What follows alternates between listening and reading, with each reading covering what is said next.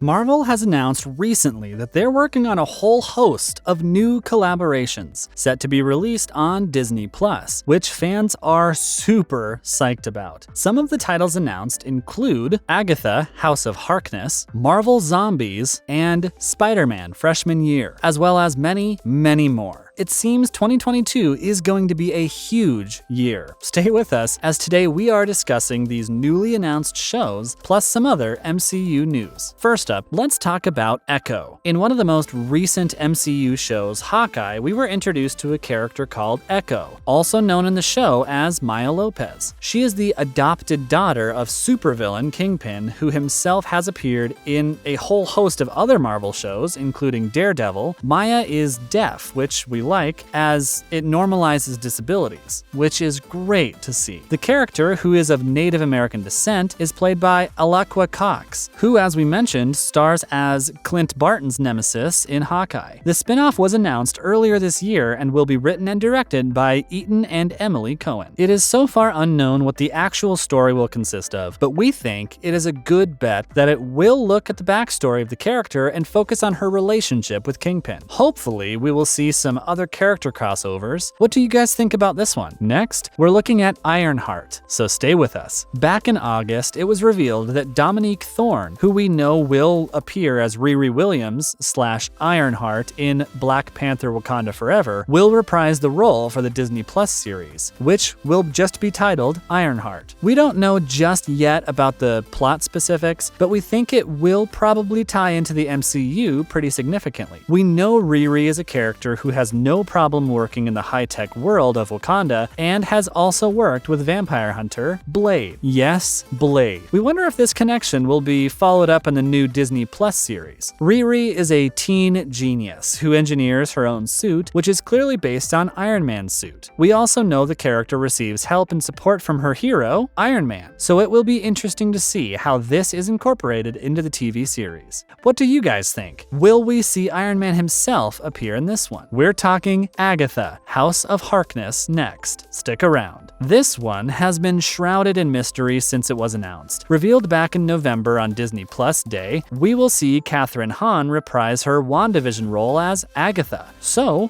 what should we expect from the new spinoff? Head writer for WandaVision, Jack Schaefer, who also helped on the Black Widow script, will be returning to pen this one, and there has been plenty of speculation as to what the story will consist of. One possibility is that the show will follow her backstory and how the character came to be who she ultimately is in WandaVision before she was betrayed. There's a lot of things still unexplained about her past as a witch back in Salem, Massachusetts, but we do know she was stabbed in the back, literally. Whatever the story is about, it is sure to be eagerly anticipated by fans of WandaVision and other MCU shows. What do you think the upcoming show will be about? Let us know in the comments section down below. Next up, we have Secret Invasion and a couple of bona fide stars. Secret Invasion, which is coming soon to Disney Plus, will star Hollywood royalty Samuel L. Jackson and Bloodline actor Ben Mendelsohn. In what has been described as a political paranoia by Kevin Feige, work has been underway on this one since 2019, and we think it will finally be with us sometime next year. The show follows the Skrulls, who are shape-shifting aliens who we saw in the 2019 movie Captain Marvel, and Nick Fury, played by the aforementioned Jackson. We know the Skrulls have kept themselves hidden on Earth, but we don't know how exactly this will play into the storyline of the new Disney Plus series. What we do know is that Fury is working with the Skrulls, but it is yet to be seen if this alliance will benefit the Skrulls as well as humans. The show will take its name from the 2008 Marvel comic and will be written by Brian Michael Bendis. Are you excited for this one? Let us know below. Spider-Man Freshman Year is up next. Stick around. This one we know will follow Peter Parker on his way to becoming Spider-Man in the MCU. The animated series will show us a style and journey unlike anything we've seen in the Spideyverse ever before. We will delve deep into the character's early roots, and the show will be written by Jeff Trammell. As with most shows on this list, specifics remain largely unknown, but we do know it will take place within the same continuity as the MCU, thankfully. Peter Parker's early days will be be under the microscope, which we didn't really go into in Civil War. As with a lot of spin-off shows, this one will most certainly serve as a prequel to Parker's Spider-Man character, and we will hopefully learn loads more about Parker's early days. We don't know yet if Holland will appear with any voice work, but we do know that a lot of character actors have shown up in the past to provide voiceovers in animated series. We're not sure when we will see freshman year, but we're guessing that 2023 is more likely than any time next year. What do you guys think about an animated version of Spidey in the MCU? Pretty great, right? Next up is I Am Groot. Played by Vin Diesel in the MCU, Groot is also getting his own series, which we love. Based on the Marvel character, the series will consist of a few shorts and will be directed by Kirsten Lepore. This one was announced last December, and we know that production began in August of this year, part of Phase 4. We will follow baby Groot growing up and getting into trouble. Show producer James Gunn revealed that, like freshman year, I Am Groot will be done in an animated style, which makes a lot more sense than Guardians 3 is currently being filmed, so a lot of the crossover actors will obviously be unavailable for work on the show following baby Groot. We can't wait for this one. Are you excited to get to know Groot a little better? Let us know below. We're talking Marvel Zombies next. Stay tuned. Like so many other shows on our list today, not too much is known about the premise, but we can speculate that it might make sense that it serves as a spin-off to the What If episode. But that being said, it could easily go off in its own separate direction. The show's logo is the exact same one used in the 2005 comic series, which follows a zombie virus which spreads when Marvel's version of Superman, the Sentry, arrives from another dimension. The virus then spreads quickly through the planet's heroes and villains alike, which is kind of apt given the state of our own world right now. We think this will probably be the premise of the show, and a brief synopsis offered on the Marvel website tells us, the animated series from Marvel Studios reimagines the Marvel Universe as a new generation of heroes battle against an ever-spreading zombie scourge. It is not yet known who will star in the series yet, nor when will it air, so it will just be a case of watch this space, we're afraid. Are you looking forward to this one? Some Spider-Man crossover news now. Stay with us. It was reported recently that Tom Holland could be leaving the MCU after saying he did not want to be playing Spider-Man after the age of 30. However, we can all rest assured, as we now know he will be reprising the role for at least a couple more times. And fans will be delighted to learn that Sony is currently working on a crossover with Marvel, which will focus on Holland's character. Tom Rothman, Sony Pictures chair, told us when he asked about the crossover, it's reciprocal. So we lend one and they lend one, and that's how Benedict Cumberbatch is in the movie. So we have one more lend back that's committed. But the thing I can say, and this is actually the accurate scoop on this, is that the two companies have a terrific working relationship. I think it's a mutual hope that that would continue, but there isn't anything definitive at this moment, because the truth of the matter is, we gotta ride Spider-Man No Way Home and see what happens. This is great news for fans of Spidey, and we cannot wait for more information about this project. It is great that the two companies can work together so closely, and it obviously benefits everyone this way. Obviously, the two giants are still focused on No Way Home, but we are delighted that they are working on this, and we will get to see Holland return as our favorite webbed hero. As always, thanks for tuning in today, and remember to tune in next time for some more fun reveals. Why not do us a favor and share this video with any Spidey or MCU fans you might have on your social media friends lists. Bye, guys.